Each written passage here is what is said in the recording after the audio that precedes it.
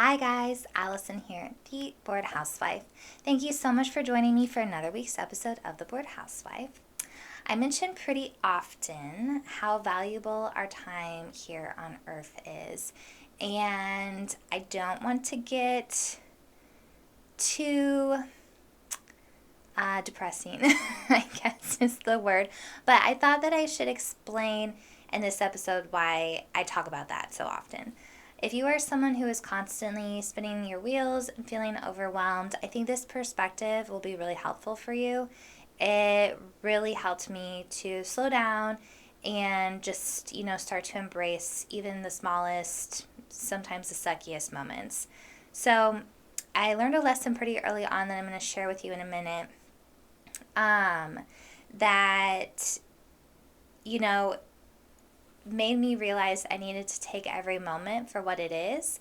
And, those moments are like the good, the bad, and the ugly moments. Because eventually, our time on this beautiful earth will be done. And it's not so much about feeling like you're going to live with regrets, but I just hear so many old people talk about how fast this all goes. And I think a part of that is because of how so many of us live our lifestyles. So I just want to talk about a little bit of that today because I was listening to a few of the episodes and I'm like, I say this a lot. And I don't know, to me, it just feels natural to think about like, oh, we will eventually die. And so what I have time for in this life, on this planet. I want to try to embrace as much of it as I can. And it's not like you have to do like a carpe diem, live for the moment every single day sort of thing. But it's just a matter of slowing down and finding something to appreciate, on most days and, especially not wishing your life away. I say this mostly with when we have difficult situations or, we don't enjoy our jobs, we're going through a rough patch in our life. It's really important to still figure out still embrace it. You don't necessarily have to like it, but about embracing it and just taking it for what it is sort of thing. So, if you have been enjoying these episodes, please share with a friend. I would love to build our community here, our Bored Housewife community.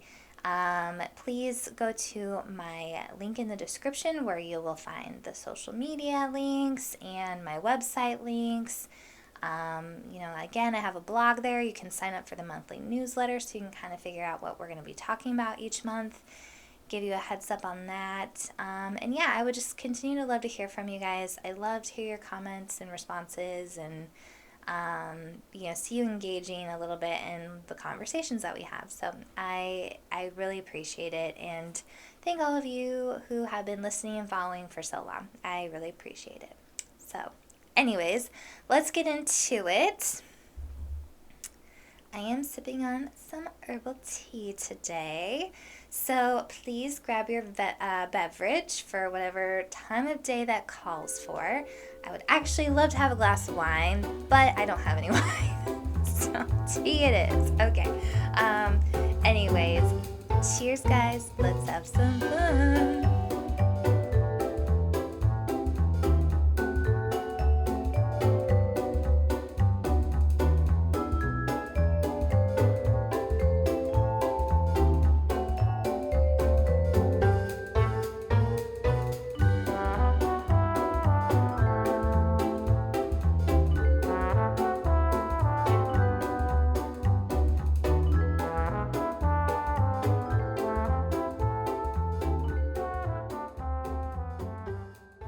Okay, so to start things off, I want to share where this perspective started to come from. And I think I've shared this story before. I will probably continue to share this story. The story is really important to me because, again, it gave me this perspective.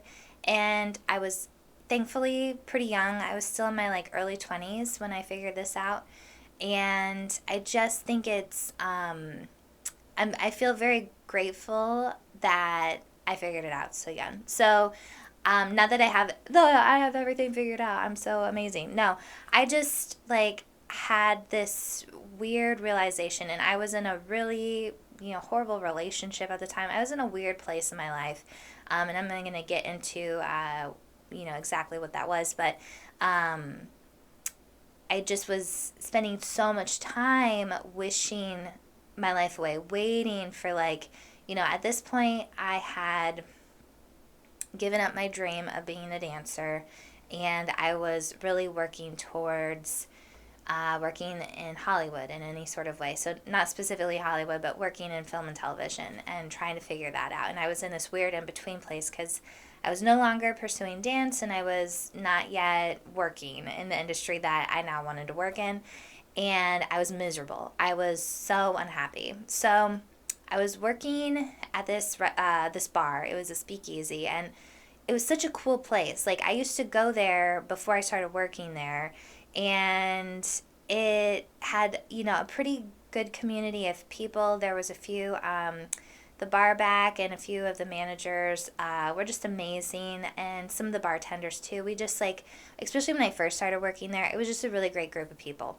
And everyone was just, like, so creative and just felt like it was just a really interesting environment. So the point of me explaining that to you is that there's really no reason for me to have felt so miserable there, but I did, because I was in a dark place in my life. I was in this very toxic, emotionally abusive, horrible relationship, and I was in this weird place of having graduated college and tried the dance thing and it's not working out. And so I'm, like, transitioning into this other idea of trying to work in film and television, and that's not working out. And I'm just, running around, and I was working several jobs at the time. So I was also a hostess at a restaurant, and I worked at another bar as a bartender, and I think that was it at the time.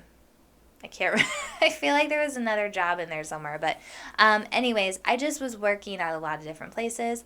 But, like, this place was always super fun for me. But there was few nights, this was like a few weeks in a row, I would go to work and I would just get tired of the customers. I get tired of the people in there. We had gotten some new bartenders, and they weren't necessarily the kindest. They were kind of grumpy while they worked.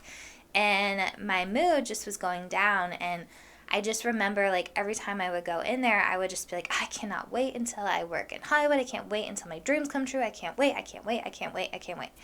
And, then afterwards, I would tend to go to this restaurant that my boyfriend at the time worked at, and I would hang out there with him until he got off. And again, I was just, like, miserable in that scenario as well. And just would think, like, I can't wait till I'm out of this situation. I can't wait until my life is better.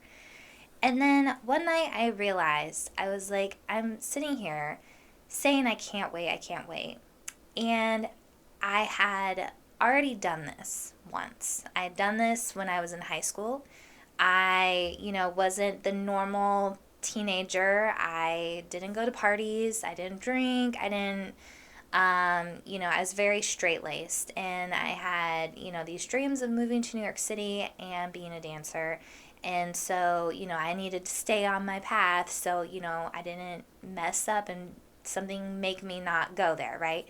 So I remember doing this already. I would sit at home on Friday nights or Saturday nights if I had them free and watch old movies and just dream about living and working in New York City and being in it.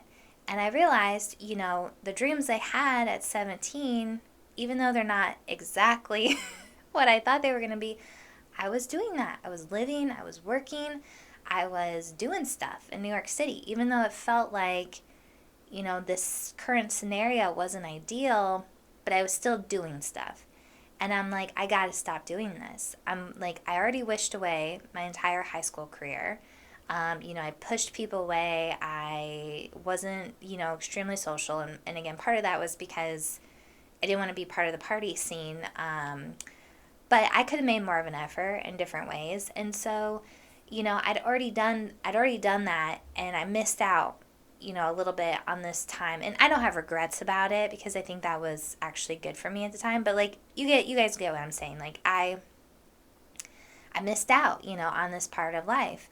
And like here I am in my early 20s and I'm doing it again. And I'm like, I'm going to miss out on all of this. And even though this fucking sucks right now, I need to figure out how to embrace it. And so after that, I really, when I'd start getting into those moods and I'd start thinking like that, I'm like, no, this is my life. Whether I'm happy with it right now or not, I cannot continue on wishing and wishing and wishing it away, because before I know it, I'm going to be an old lady.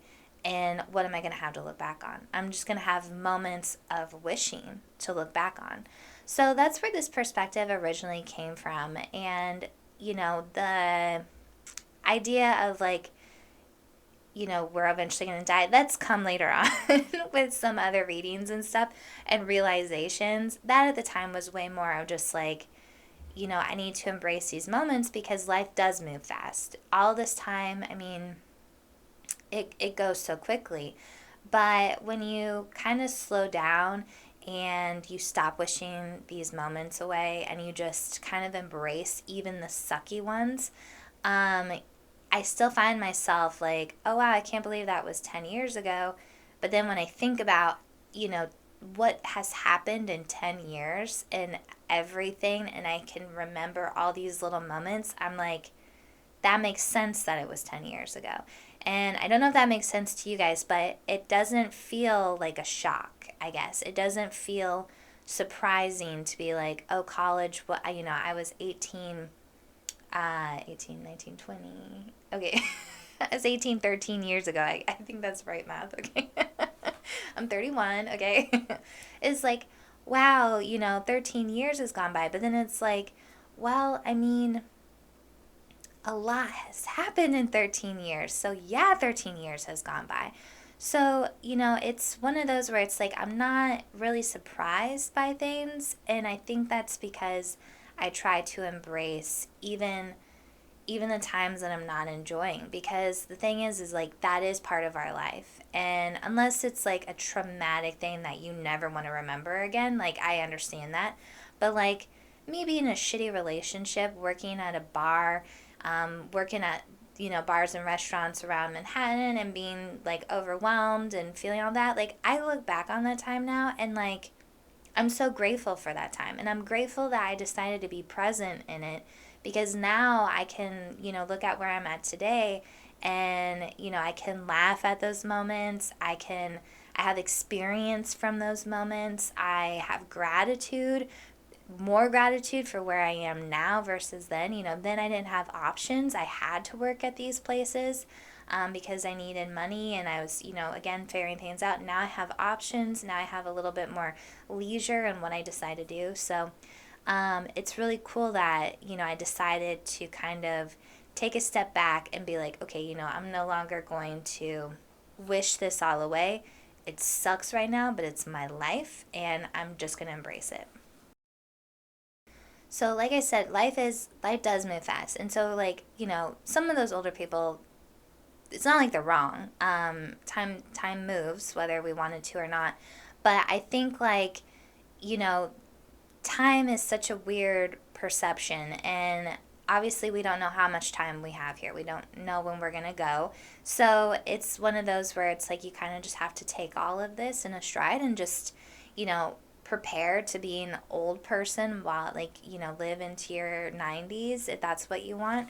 That's my goal, is to live into my 90s or even hundreds, but, I want to be a good 100. I don't want to be like a vegetable 100. So, there's differences on things like that, right? But so this time does move fast. But I think that when you decide to stop and like not like I used to say like, I don't want to live for the weekend sort of thing. Like when you don't mark your life by holidays or milestones or weekends or vacations, and you just embrace every single moment of it, it does really slow down. And, it's not like, again, like, oh, we're in July and like Christmas is around the corner. Okay, but we still have 6 months until Christmas, And like there's other holidays in there that make this time of year go by like so quickly, but only if you're, anticipating all of that. If you just continue to live your day, like, yeah, it's good to plan. It's good to get things in order. If you're going on vacation or you're making holiday plans, like, of course, like, prepare for all of that. But, when people put down countdowns on their phone, and if you do this, I'm not shaming you at all, but just think about what you're doing. Yes, that can be a fun thing, like, 100 days till our vacation, 80 days until our vacation, or different things. My husband had one for recruiting duty, and he started it the day recruiting duty happened. So for him, it was definitely more something to kind of keep him positive that this thing was only going to last so long. But at the same time, it's just like, okay, well, we're in this scenario. So even though this is like a sucky like situation for us, we have to embrace as much as we do. And so, yeah, I never wanted to be like a live for the weekend type person. And I really hope I'm not offending anyone saying this. If that's your mentality and that's how you get by all the time, who cares what I have to say, right? I'm just telling you what sort of has been working for me and what has really helped in putting my life choices and the things that I do into perspective.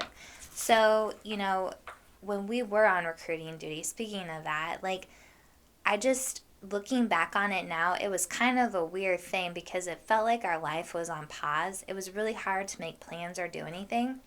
And I was kind of in, again, a weird place mentally as well because I'm transitioning into a new role. I'm no longer hustling, trying to get jobs. I'm a housewife. And, I was thinking back the other day on like what that time was like. But again, when I think about what I did in those 3 years, we actually still did a lot of stuff. And the thing is, for me, it does feel a little weird because I feel like I went from like the age 27 to 31. Like, I feel like I know what happened in that time frame, but it does feel, it was a weird, stressful scenario for us.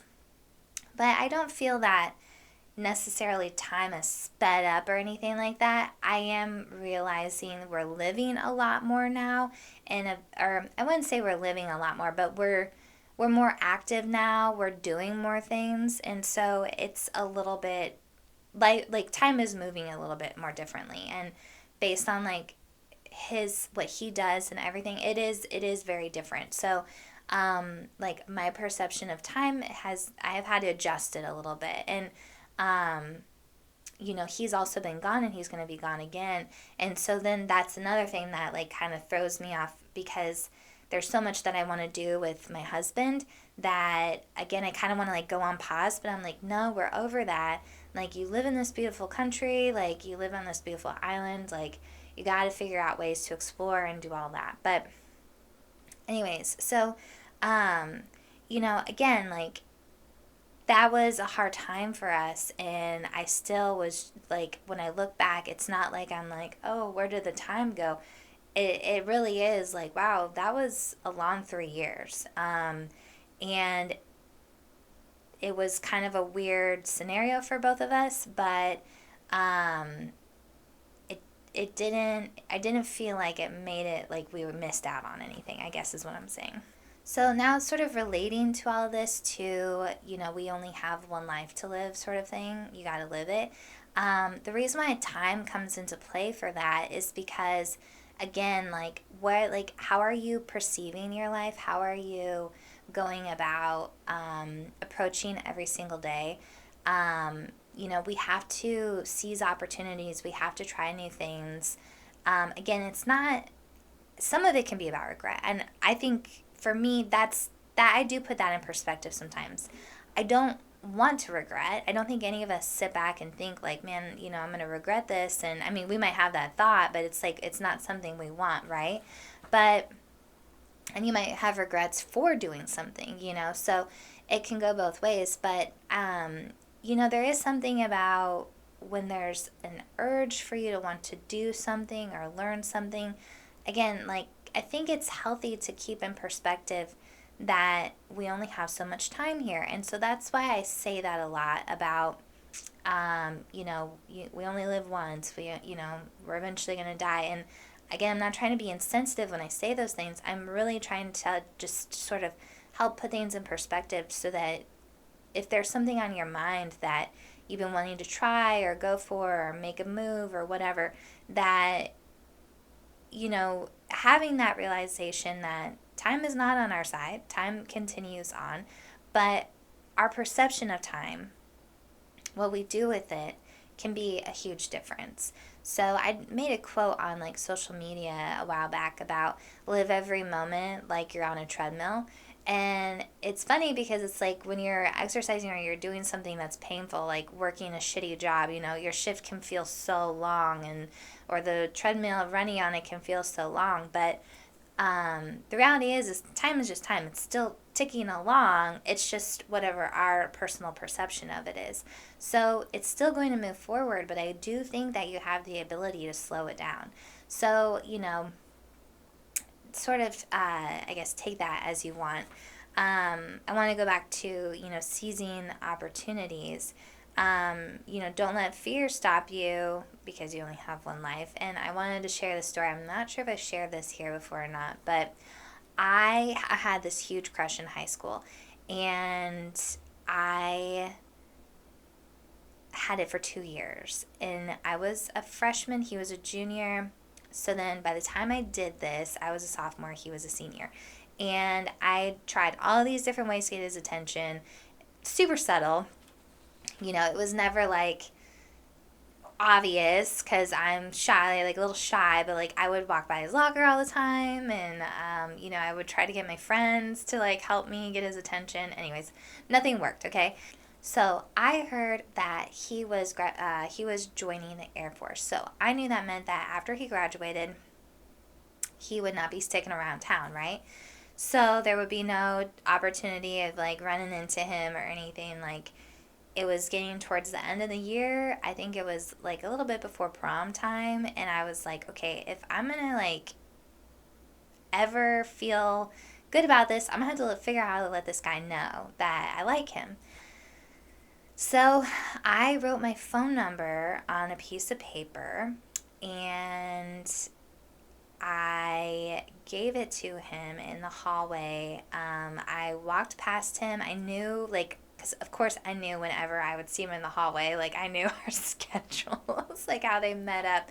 So I passed him in the hallway, and I just stopped him.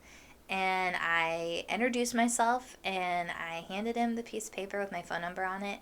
And I said, I think you're really cute, and I would love to go out with you sometime. You should call me. And he was like, okay. I was like, okay, I gotta get to class, bye. So we went our separate ways. So this part of the story it matters, but the point of the story is that I had to seize the opportunity, right? Like, time was ticking, and, if I ever wanted a chance with this boy, like, this was the chance, So it turns out, I told him to call him. This isn't an age, I did have a cell phone, but this isn't an age of cell phones when we did not have unlimited text. I don't know if you guys remember that or not, but you had to pay for text messaging, and my mom forbade me to text anybody. And so I blame all of this for not working out on her. Thanks, Mom. I'm kidding. But I told him, I was like, you have to call me.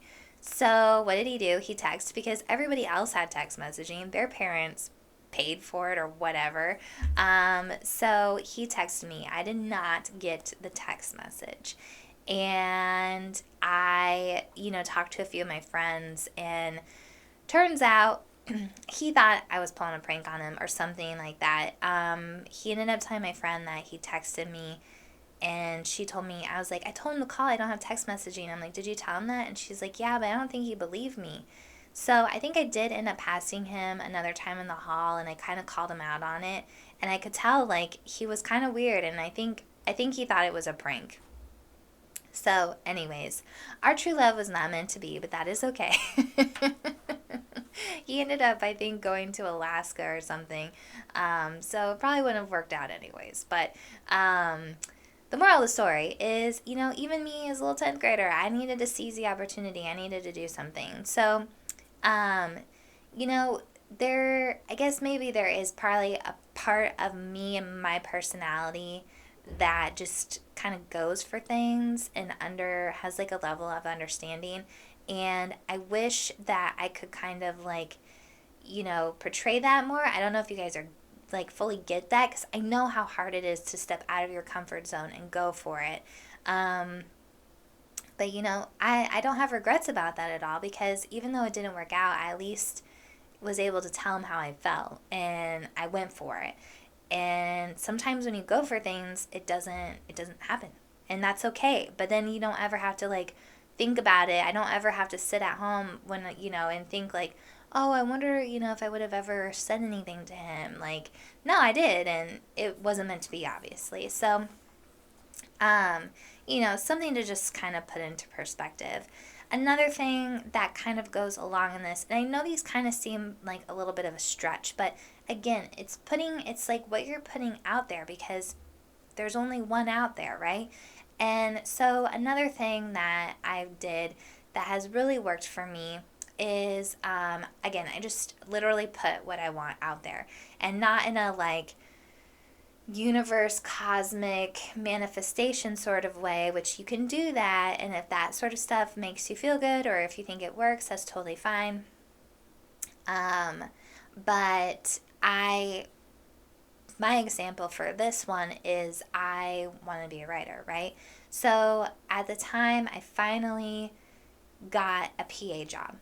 And my first PA job, people always in the industry, people always come from somewhere. Nobody just wakes up one day, usually, and are a director writer. They have to work their way up too. So everyone realizes that the PA doesn't want to be a PA forever. The PA has other aspirations.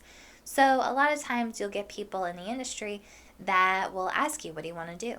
And I don't know if someone gave me this advice. I can't remember at this point. But I, from the very first job, immediately said, I want to be a writer. And I remember having a conversation with the guy who, my first job I had was on a commercial. And he had his own little company, and it was super small, but he was like, what do you want to do? I said, I want to do what you want to do. I want to direct and produce, and I want to write. And he was like, oh, okay. Did that necessarily get me anything with him? No. I did get a few other jobs through them because of my work ethic and all of that. But, there was other people in the office that, I talked to about that. So, someone from that job got me another office PA job. And again, what do you want to do? I want to be a writer. Oh, okay. And so from there, it like continued to just kind of snowball. And when I finally found myself in the art department on Shades of Blue, I got very close with my boss in that job. And she was very encouraging, and, I would talk to her about writing and what I want to do. So she kept her ears and eyes open for me. And when there was finally an opportunity, she pounced on it and was like, Alison Crowell would be great for this. And sure enough, they, gave me an opportunity. And, within the third season of Shades of Blue, I'm now a writer's PA on that show. So I still hadn't made it to being a writer, but like that's how many stepping stones. And the entire time, I just kept telling people, I want to be a writer. I want to be a writer. So there shouldn't be shame. You shouldn't feel weird for telling people what you want. You shouldn't feel awkward. If you want something, if you want to go for something, if you're, in an office position and there's, like even if it's your supervisor's job, like I'm sure there's politics and you need to be a little bit careful depending on your industry, but let people know what you want to do. Unless you're completely content with where you're at, let people know, tell people, because you never know who's going to pick up on that, who actually is going to like you and, want to help you. And so many, I think, of the things that we do, when we see people take active interest in them and are good working people, then we have this innate feeling of like, oh, I want to help this person. I want to get them to their next level, whatever. So if you don't tell anybody, if I never told anybody I wanted to be a writer, if I just sat there and was like, I don't know, I would have never gotten my next job. I would have never made it to that next job. I would have never gotten to LA working on the show that I did, and I would have never ended up meeting my husband, or reconnecting with my husband. So there's just so many different things that got put in place, all because I just was very vocal about that. So again, that's what worked for me, I guess. The last thing I want to kind of talk about is on the housewife level, because I know, especially from my personal experience, the day-to-day can get kind of mundane. And again, this could kind of get into the wishing away sort of thing. And especially those hard days when nothing's going right, it fucking sucks, and I get it. But I think it's really important to just kind of, try to take a moment out of the day and just really appreciate it, for what that moment is. If your kid is throwing a temper tantrum, eventually they're going to grow out of them. And, not that you would necessarily miss the temper tantrum, but you might be able to look back on a scenario and laugh at it. I'm not going to share the full story because I don't want to do that to her, but my cousin, when she was little, she was a little pistol. And she has some doozies that we all laugh about now. At the time, were they funny? Absolutely not. But now, she was a little crazy kid, and she was very emotional. And so, she acted out in certain ways. And I'm sure at the time that was not fun for her mom and dad. But they're really fun stories now. So even though, sometimes this stuff doesn't feel good in the moment, there could be, the silver lining there, I guess. And when we think about, oh, I just can't wait for this, toddler phase, or I can't wait to get out of this diaper phase, or I can't wait to, till we PCS and move somewhere else. I don't know, I'm just taking, examples, random examples. But, we all are going through different phases in our life, right? So if we just sit here and think oh, can't wait for this to be over, and it's going to be over before we know it, and then we're going to be like, oh, what, where did the time go? What happened? Or, oh, now I missed that. I missed these certain little phases. That time was really good in our life, Sometimes the more simple, quieter times in our life are the most precious and most memorable, because it was when everyone just kind of got to be, and nobody was running off doing things, Life was just easy and simple. Or maybe not easy, but life just had, maybe there's more connections or whatever. So, it's great to look forward and to have aspirations and all of that, and to want to work on things. But it's also important to figure out, what kind of joy we can find in these moments. And, I wrote down here, enjoy your children, volunteer, learn a new hobby, or work on a current one. Enter your local fairs. I've been seeing a lot on the housewife pages, people talking about entering their local fairs and stuff like that. I would love to do that. I don't have anything to enter at this point. I don't have a fair to enter to. But, I think that's so cool that people do that sort of stuff. So there's little things in our lives that we can find little, joy in them. And then the last thing I just want to kind of end with is and it doesn't have to mean that you're progressing towards anything. It could literally just be, living a very content and, easygoing life, or just appreciating, whatever you have going on. Again, we don't always have to be improving or doing or looking or anything like that. We can kind of just be sometimes. But even when you're just being, there's so much to appreciate. There's so much to enjoy in all of that, and to kind of help, life slow down a little bit. You don't have to, again, try to wish yourself out of certain things. Even on the hard days, there's something to be learned from them. There's something, maybe a funny story or a, valuable experience going forward. So, maybe a life-altering perception. Sometimes things happen and they give us a new perspective, and it's like, oh wow, like, now I'm going to go forward in my life with this, and that was, amazing that you had that. So, yeah. Okay. I hope this helps explain a little bit more why I talk so much about we only have one life. Like, live your life. This, time is moving. You know, time is moving forward. And we're gonna die someday. That's why I say these sorts of things. Is for these perspectives. It's for these things that, if you're not aware of your mortality, then, we kind of forget about it.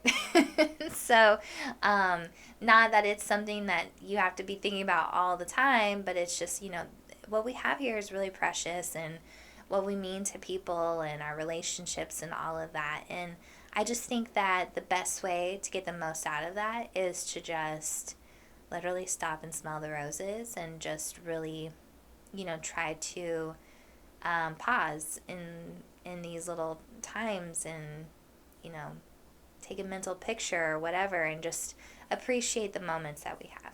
So, anyway. Thank you guys for joining me for another week's episode of The Bored Housewife. Again, if you are enjoying these, please share with a friend. I would love to build this community. Please check out the social media link. You can like, comment, subscribe. Yeah, all the fun stuff. Check out my website. All great stuff. So, anyways, thank you guys, and cheers. I'll see you soon. Bye.